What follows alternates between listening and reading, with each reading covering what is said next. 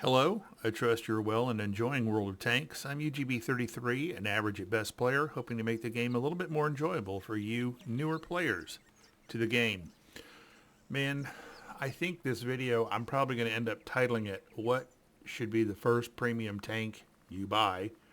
And that is, you can have a whole video discussion on should you remain a free-to-play player or should you pay? I think ultimately most people do end up spending a little bit of money within the game. And if you do think you are going to be the kind of person that wants to purchase some tanks and make some other purchases, I could probably do a whole nother video on how I think your money is best spent in the game. But for this specific video, just to narrow the topic a little bit more, I'm going to tell you what I think, for me, would be probably your best money spent on the first premium tank you should purchase, and that's the Churchill 3.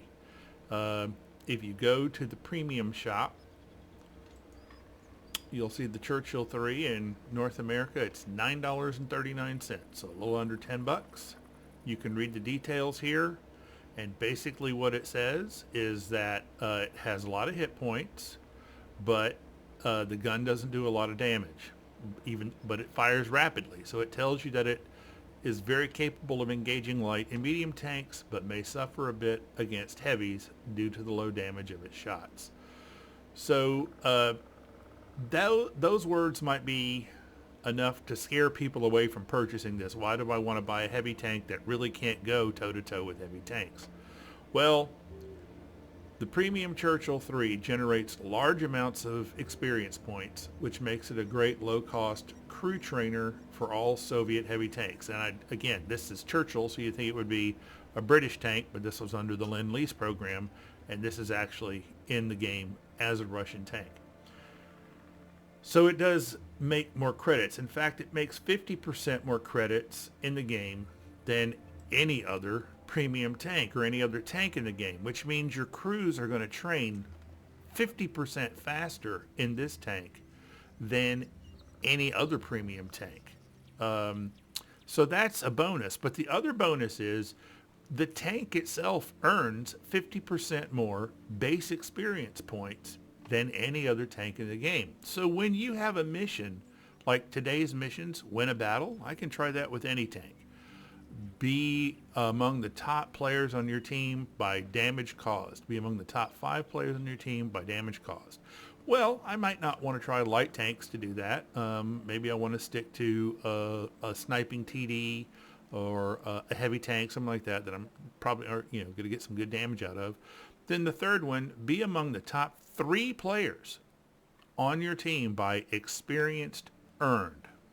This is the number 1 tank I want to take out for that mission as an at best average player. So in the first part of this video, this is the message. This is probably going to be your better bet as the first premium tank you buy. Now we're going to shift over to the second part of the message video and see what that is and how to employ it. And that is, when you're a new player, you might be bringing game skills from other games to this game, and you do well at this game. That was not me. I struggled. The first thousands of battles that I had, I'd get in a tank, run out as soon as the counter dropped to 0, and I would find an enemy tank, shoot at it, sit there, and get killed, and I was back in the garage in 60 seconds or less, time and time and time again.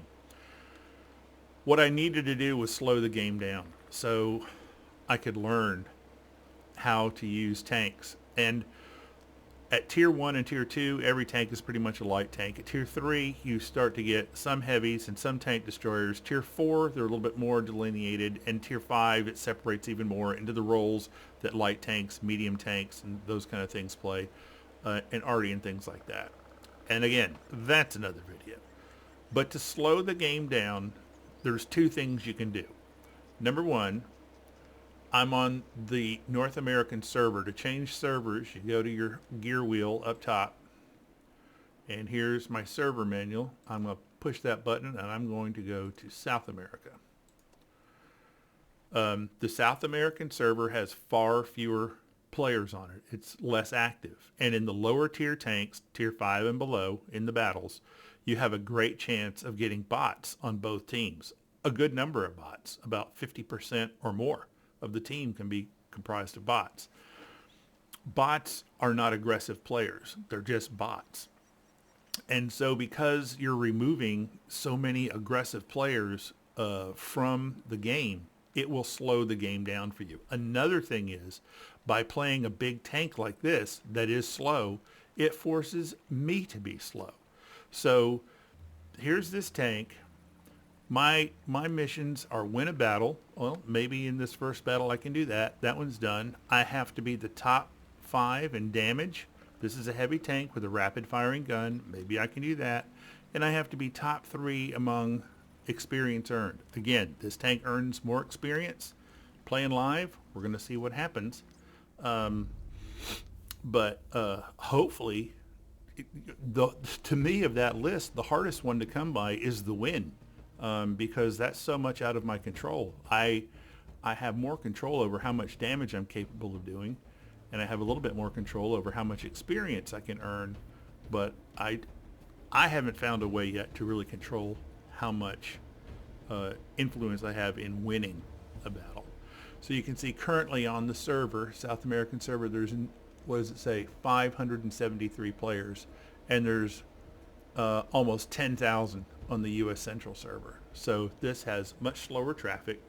Again, for if you're new and you're wanting to learn how to play and you need to slow the game down, there's several ways to do that. One is what you're playing and where you play. In South America, you'll see that every one of these players with the gray rectangle, that's a bot. So that means I have 1, 2, 3, 4, 5, 6, 7, 8 real players on my team. And the same is true on the other side. I'm going to go play where the heavies traditionally play, and I'm going up against the French heavy, which has massive alpha damage at this tier. I cannot trade with that tank. I've got 2 Churchill 3s on the other team, so in theory I could trade with them. The Excelsior, I don't think I want to trade with them. It might be close though.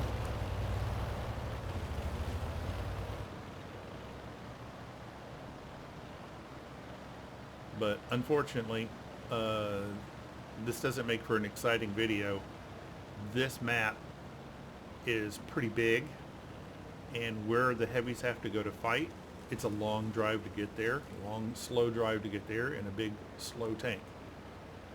One thing that kind of always gets me in this particular map is when, you know, we have 1, 2, what is it? 1, 2, 3, 4, 5, 6, 7? No, 6 or 7 heavy tanks. It's hard for me to count. 1, 2, 3, 4, 6 or 7 heavy tanks.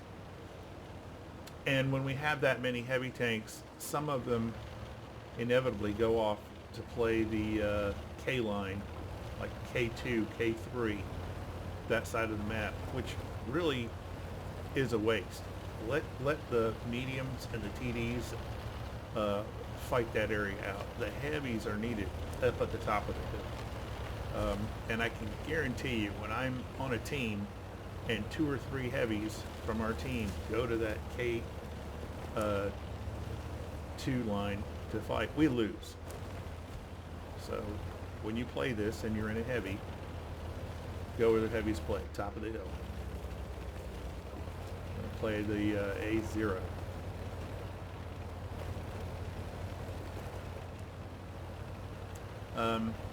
I think this is the first video I've made for this channel that actually has gameplay in it.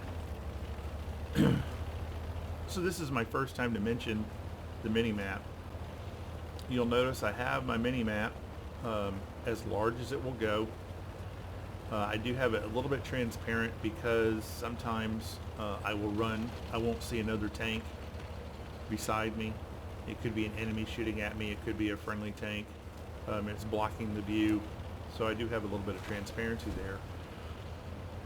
But using the mini-map is so much more useful than looking at my screen and out the front of what my tank sees, because the mini map is going to show me where I am in relation to what's been spotted.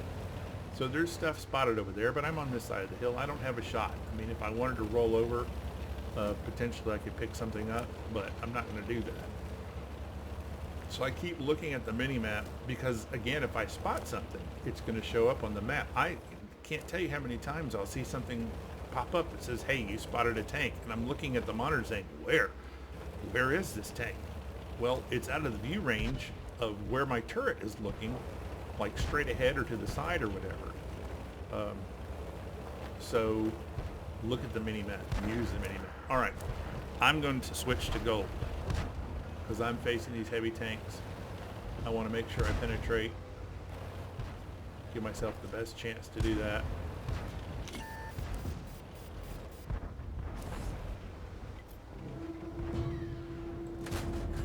Enemy armor is damaged. Critical hit. Enemy is hit.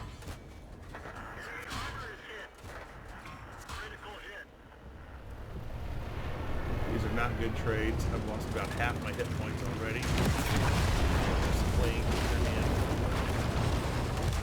We need more help up here. We're getting outgunned because we don't have as many tanks up here.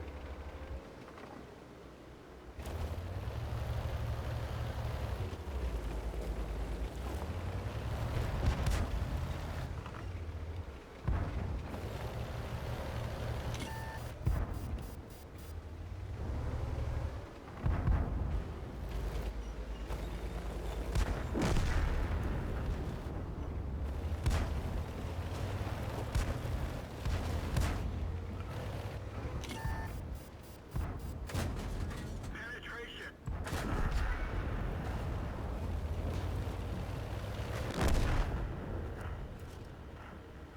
Let's see here. One of those is a real player. One might be a bot. They both might be real players. Let's see if I can use this tank for some cover. Enemy armor is damaged. Got him. Uh-oh. I'm in trouble now. See, look at that. 253. I cannot trade with that guy. Somebody else is going to have to go and light him up for me. I've got to kind of sit right here and bide my time. That KV-1 is going to bounce those shots better than me.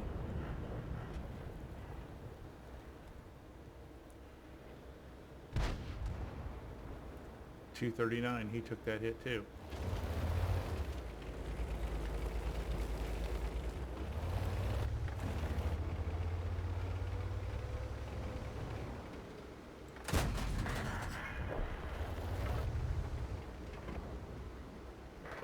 That's a tough shot to feather that one in there. Critical hit. Wow.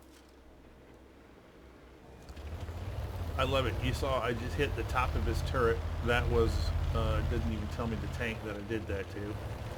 What was that? Can't remember what tank that was. But I will almost guarantee you that I just shot the top of his turret and it said critical hit. I bet you I tracked him. I don't understand in this game how you hit a tank in the turret and it tracks the tank. I haven't figured that mechanic out yet. Penetration. Can I get a shot under this tank? Ooh, just barely. Nope. Well, that's the tank that I hit previously. 7-7. So even on that score. I do not have the barrel depression to try and get engage that tank. But if I can light them up for some other teammates, that'll help. I'm looking at my mini map to see there's no enemy tanks that were sighted behind me. So now I'm pulling up alongside. Alright, remove him.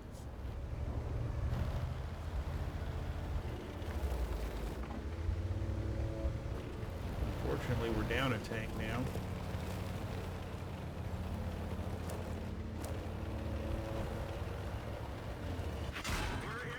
Yeah, that's what I was afraid of. We fixed the trap. Get going. We're immobilized. I've just used my repair kit. Use it again. I'm dead right here. I've got my key on the reverse key. My finger on the reverse, but I'm not going anywhere. They keep me tracked. I'm gonna die right here. They're just keeping me tracked. You can see that M10 is tracking me. And then just killed me. Everyone get out. Alright. So let's see. We have 2 real players and 1 bot left on our team. Well, now the bot's gone. They have 1, 2, 3, 4, 5 real players. Yeah, there's no way. We're going to lose this one. And the kind of thing, I don't know. I'll give it a 10 to 13. That's close. I'll give it a thumbs up. I don't give those thumbs up and thumbs down to go